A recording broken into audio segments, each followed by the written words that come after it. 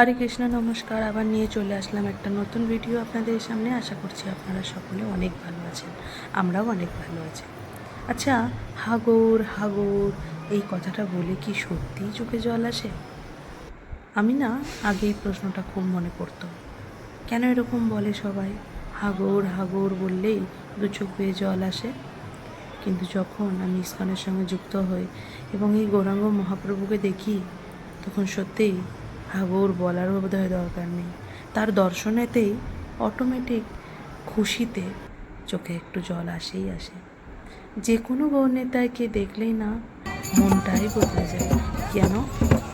কারণ গৌরহরি আমাদের সঙ্গে সর্বদা থাকে।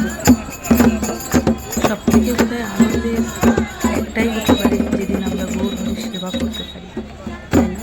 যখন আমি মায়াপুরে থাকতাম তখন আমি গৌরনিতায় অনেক সেবা করার চান্স পেতাম এবং আমার সৌভাগ্য যে আমি সেখানে গার্লেন্ডও বানানোর একটা সেবা পেতাম। আজ আমি বহু দূরে আছি, তাই গৌরহরিকে আমি অনেক মিস করি। কিন্তু হ্যাঁ, এখানের গৌরনেতাকেও আমি সেবা করতে বিন্দু বিসর্গ পিছপা হই না। যেখানেই থাকি না কেন গৌরহরির সেবা করাটা অত্যন্ত গুরুত্বপূর্ণ। আপনারা সকলে গৌরহরির কৃপা নেওয়ার জন্য গৌরহরিকে অনেক অনেক অনেক সেবা করবেন, যতটুকু আপনাদের দ্বারা সম্ভব।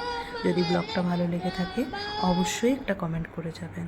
ততক্ষণের জন্য হরে কৃষ্ণ।